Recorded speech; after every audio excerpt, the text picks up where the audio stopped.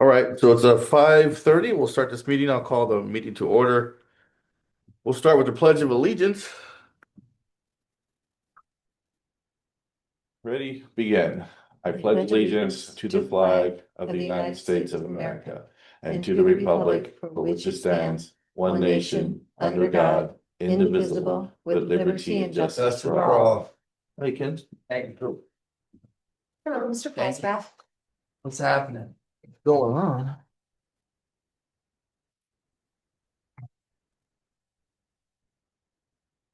We have any public comments for today? Thank you. All right, moving on, we'll start reviewing some of these policies and I'll give the floor to you. Thank you, Dr. De Jesus. So I just wanted to let the committee know and the public that because we have elections going on and these have been covered in open session, we will be putting together with the video of the meeting and when you upload all the documents, the bylaw 9220, which is the governing board elections, which were explained in open session, and also bylaw 223, which is filling vacancies, which again were covered in open session. So those two have been discussed in open session for the public, and those will be added to the information for this meeting. Now, the first bylaw that I'm bringing to you is bylaw 9121, which is president. This was last board approved in 2007. The CSBA policy was updated in 2017. So it's still kind of old, but it is 10 years newer than what we have. Not a lot of changes. The changes are that the president will facilitate the board's effective deliberation, ensuring that each board member has an opportunity to participate in the deliberation and that the discussion remains focused. In conjunction with the superintendent or designee, representing the district as the board's spokesperson in communication with the media. Leading the board's advocacy efforts to build support within the local community and at the state and national level. The president shall participate in the California School Boards Association's Board President's Workshop and other professional development opportunities to enhance his or her leadership skills. And then there's an option, and the option is as to when the president is not here, who leads the meeting. And there's two options. I'm saying that we're probably going to stick with option 2, which is the way we have it set up now, where when the president is not here, it's the vice president who performs those duties. If both the president and vice president are not here, then it goes to the clerk, shall be performing the duties at a board meeting. Any questions or anything on this bylaw? I'm gonna have some comments Yes. about the general idea of why we're discussing this tonight, but I'm gonna hold all that till the end. So Okay. just please go through all your stuff and then I'll make my comments. Okay, thank you, Mr. Falstaff. The next one is bylaw 9230, which is orientation. Again, ours was last board approved in 2007. The one from the CSBA is from 2017. And there are some changes on this one. So it's if you are an incoming board members, they shall be provided an orientation designed to build their knowledge of the district and an understanding of responsibilities of the position. Orientation may include the provision of information, support, and/or training related to board functions, policies, protocols, and standards of conduct. As early as possible, following the election or appointment of a board member, one or more orientation sessions shall be held during open meetings of the board. So they want this in open session. The board president and superintendent or designee shall develop an agenda for the meetings and shall identify resources that may be useful for incoming board members. And then it says that additional information shall be given to new board members, including but not limited to board operations, governance standard for ethical conduct, legal requirements related to conflict of interest, prohibited political activity, protocols for speaking with district staff, members of the public and the media, publication of effective governance practices. The superintendent or designee shall provide incoming board members with specific background information regarding the district, including district's visions and goals, local control and accountability plan, comprehensive plans, student demographic data, student achievement data, district policy manuals, district budget, minutes, and I do apologize for the typo. It should be minutes of recent open board meetings. The incoming members are encouraged at district expense and with the approval of the board to attend the following meetings. California School Boards Association Orientation for New Trustees, Institute for New and First-Term Board Members, workshops and conferences relevant to the needs of the individual members, the board as a whole, or the district. Any questions on this one? No, again, I'll get to the very end. Do we have these already designed somewhere, or we would start from scratch to get all these together? Well, we do have the district vision and goal. We have the LCAP, any kind of comprehensive plans like the safety and so forth. So those are plans that are already in Right. place. The student demographics, we can just go to DataQuest and find those things. About the legal requirements for the conflict of interest, the prohibited political activities, things like that. Is that something that we would have to create, or we'd have to just piggyback off of CSBA's? Well, that's actually, conflict of interest is going to be the next bylaw we're going to look at. Oh, okay. So we Oh, nice. do have it, and we're going to be, getting a new one. Because the last time it was approved was 2007, and this new one is from December 1st of 2024, Gotcha. CSBA. So some of that information will be in there that applies specifically to that. Okay. All right, so bylaw 9270, which is the conflict of interest, and there's the following changes to the new bylaw. A board member shall abstain from voting on personal matters that uniquely affect the board member's relatives. It goes on to describe, relatives are like, spouse, children, grandparents, sister, brother. So it does give the description of what is considered.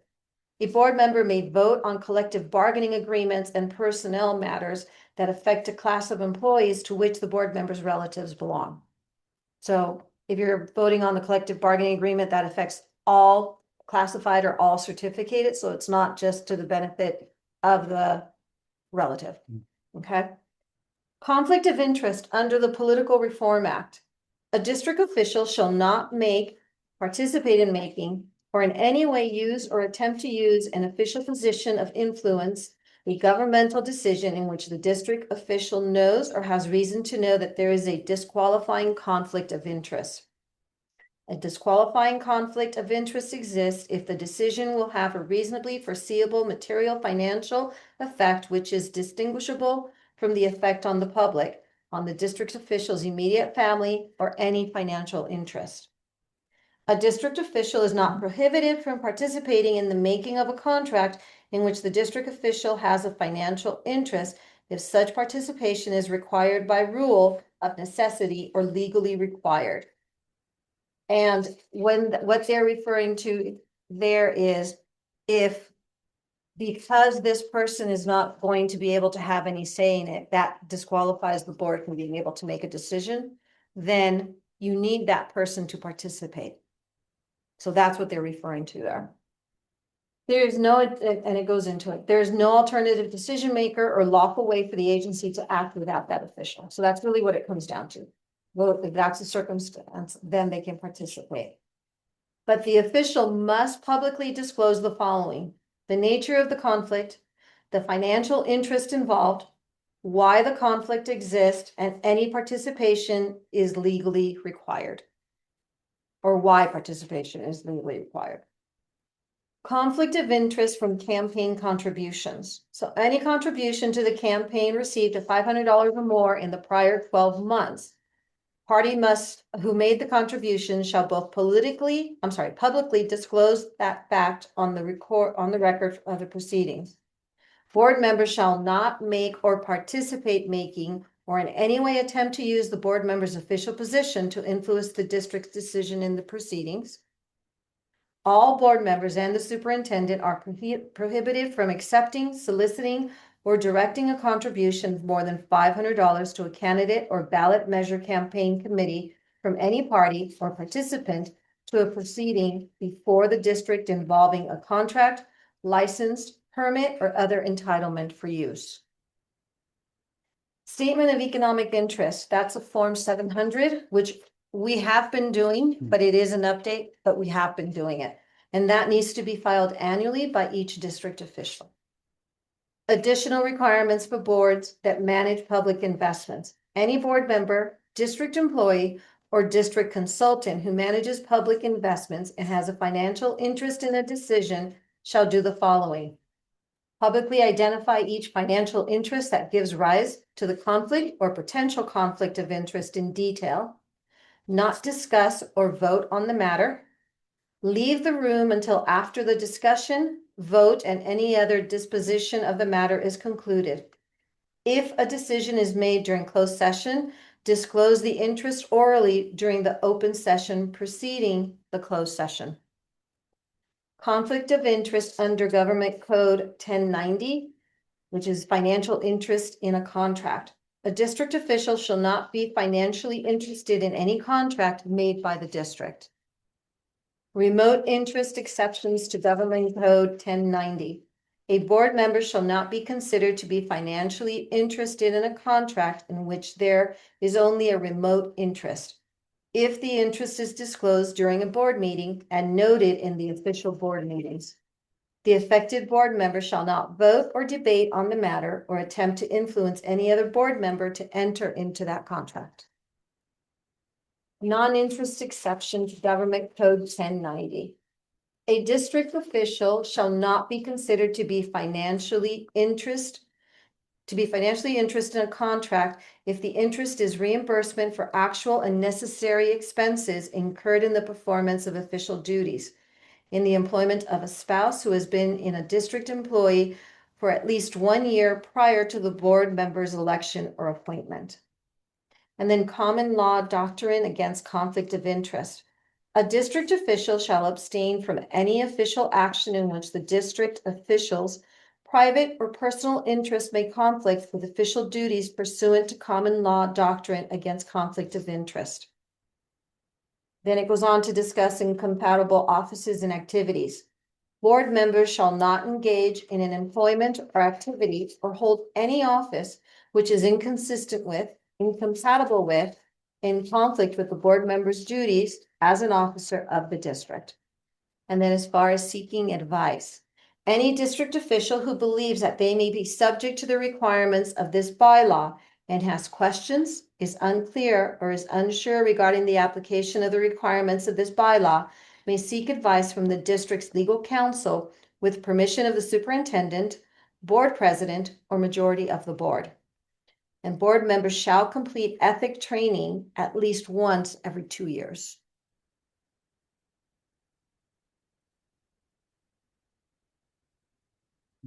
Any questions? Do we have a training in place for that ethic training? Is there one in place, or is that something we can put together like an online thing, or?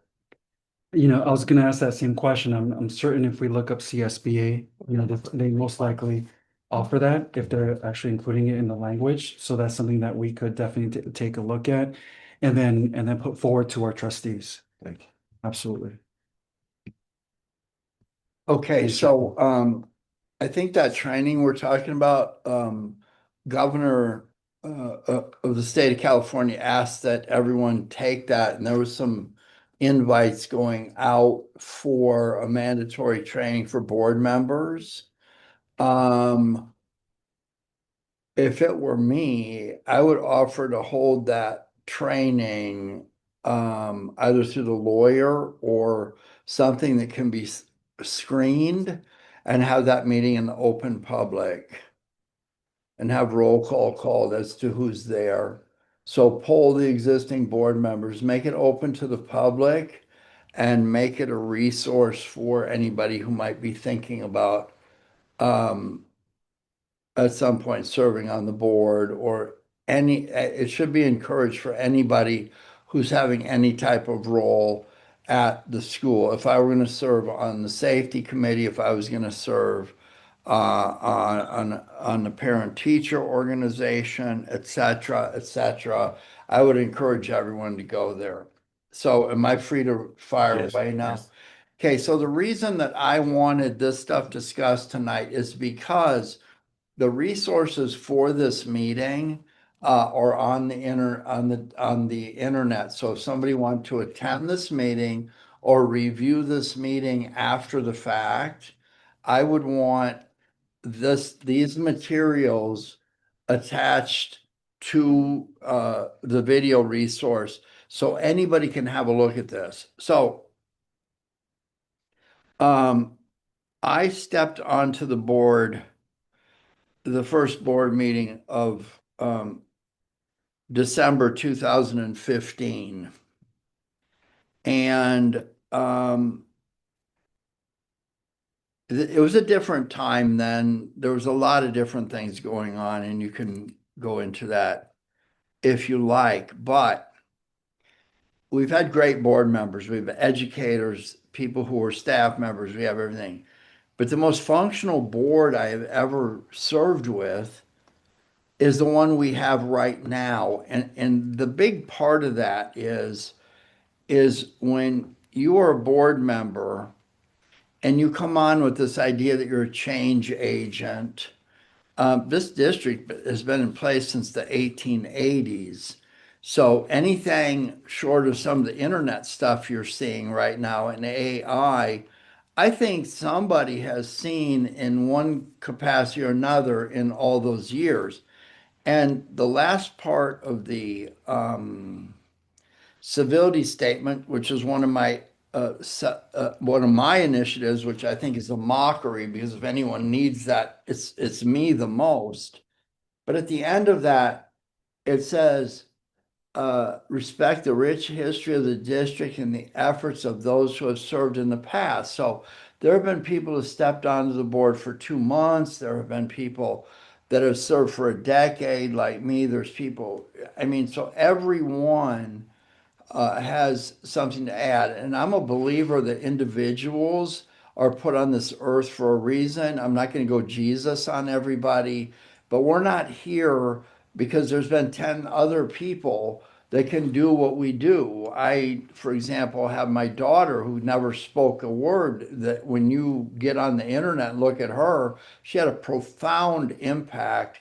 And so I want everybody to understand that each board member, each teacher, each staff member that steps into service in this district has a significant worth that only they can deliver in service to the district. I think Abraham Lincoln is rolling in his grave right now, clapping for that. But really, when you get down to it, why are you here? What concerns me at this time is the voting districts. I don't want to disrespect the law or anyone. I can show you in any public agency, any hiring system, any social thing, there are people who never get the fair shot. So when we have these voting policies and areas and stuff, the intent behind that was really good. But what happened is we have people leaving the board, not because they don't want to serve, not because they have some ethical problem. And I don't want to call anybody out, but he's not here, so what the hell? Bill, our current vice president, will be robbed of his opportunity to serve as president, and he deserves to be called president at least one meeting. So watch me behind the scenes to see what we can do about that. But he has worked very hard on the Facilities and Finance Committee. Him and Lester have worked very hard. And for the first time in the entire history of the board that I know, had actually put summer projects, known part of the budget, planned and everything. In fact, I think there's some of those for this year tonight. That would not have happened without those two and the work they did on the subcommittee. Likewise, Brianna and the doctor here, by the way, my shoulder hurts, dude. They served on the education committee. Now, board members, unless you teach law classes as an itinerant professor at one or several different universities here and help college students, not be speaking of anyone in the room except who I'm looking directly at. That committee did something that was so significant, and that was they figured out how to put responsibility of educational, a message of you're not here at school today, but look at that paper, have a look at it, cover some of the material, make an effort, and you're not just $1 to us, but at the same time, if you make a reasonable effort, that had such a dramatic impact on the budget this year because you get paid for what's in the seat. And after we figured out we can't depend on the power company, I mean, they didn't lay out the power grid so Acton would have its lights on. I'm not stupid. And the thing that measures the severity of the storm is 50 miles away in some canyon over there. We can't control that, but continuum of education, 1, 2, 3. I learned this day. The teacher talks a little bit the next day. By the way, if I'm explaining how to teach, we're in deep trouble. Third day, you're gone. Parents are commuters. There's just all this disruption. There's no learning.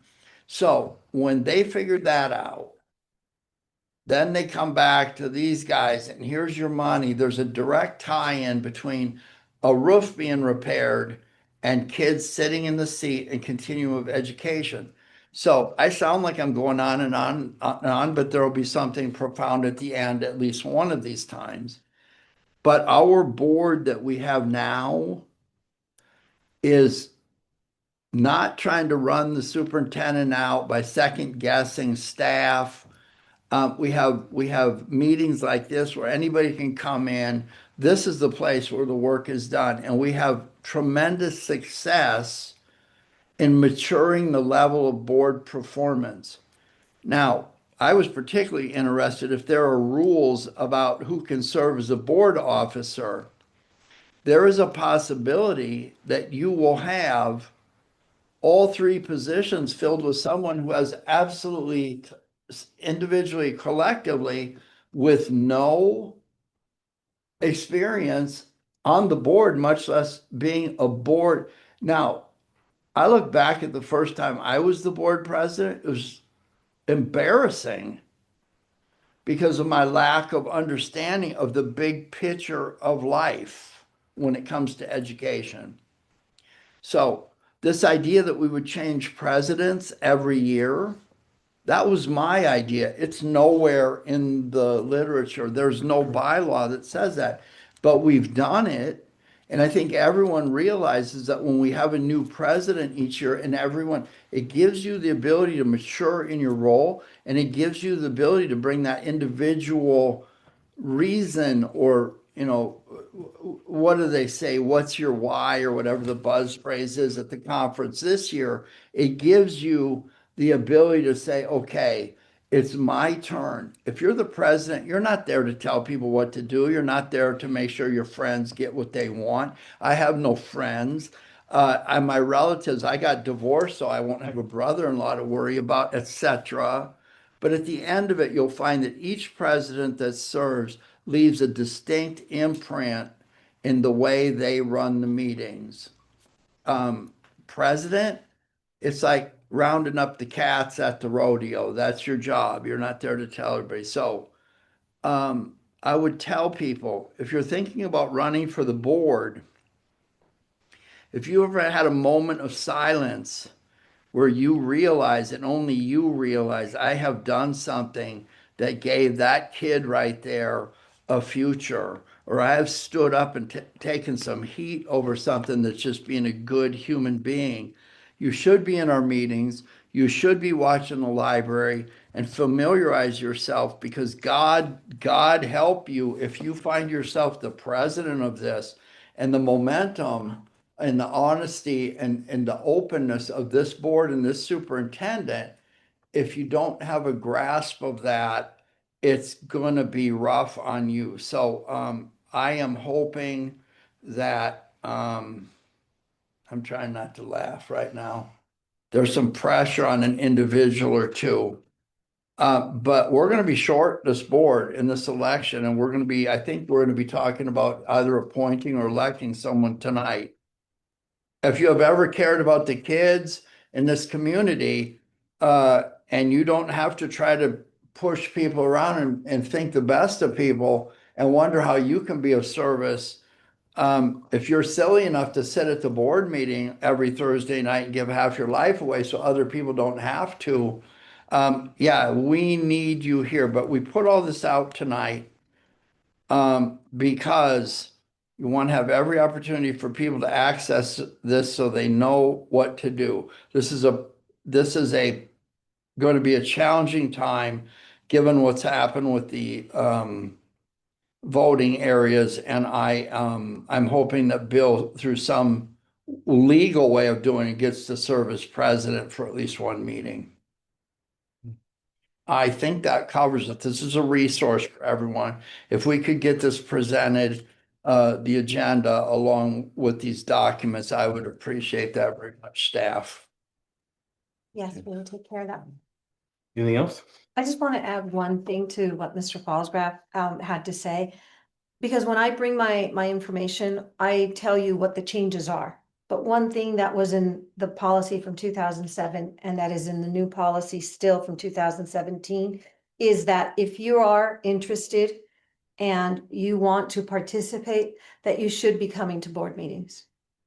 So it's not just, oh, I got elected, let me show up to a board meeting for the first time. It does say that people should be coming to those board meetings. And I know that that's a concern, so I just wanted to say that is meant. Looking back, I was ill prepared. There was crazy stuff going on. I knew my role. But when it finally got to what's important for kids and having a deep respect for the people that do that every day, which calls for you to be in second place. I don't know, what you do or who you are, but we have people here that their intention is to take care of the kids, and we have protections in place if somebody decides that that's not their role. But it is very humbling, number one, to know what's going on. But number two, walking in without that is just crazy, crazy.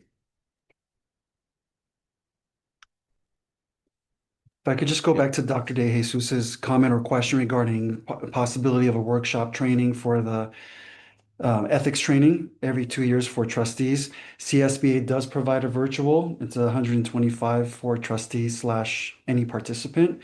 But I'm also certain that Mr. Wankart, our legal counsel with AALRR, provides this training as well. So we have 2 avenues that we could pursue. Just want to have that on record. Thank you. Yeah, it would be nice to have all these documents given to me, coming in, not knowing too much about the board, like you just explained, to have all these the knowledge and the documents laying out what the policies are and the conflicts of interest and all the other stuff would have been great. So hopefully we can get that packet together that way, and these new board members could be prepared as soon as if they are appointed or elected. The next meeting, we were looking at not till September, right? That's what. Unless Ken Sure. opposes and wants one sooner. Then we What? have two meetings coming up, the special Yeah. board meeting and then our regular one. So we're thinking September for the next one.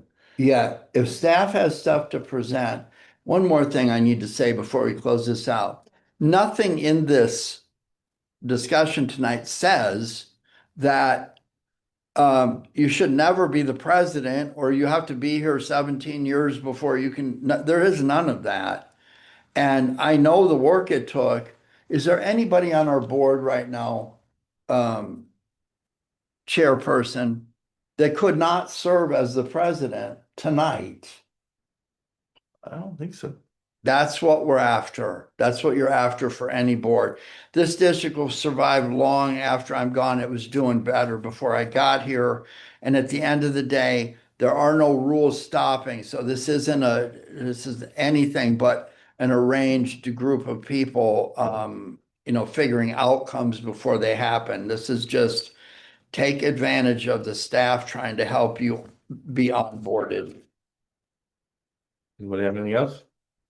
All right, it's 6 o'clock, we'll adjourn this meeting.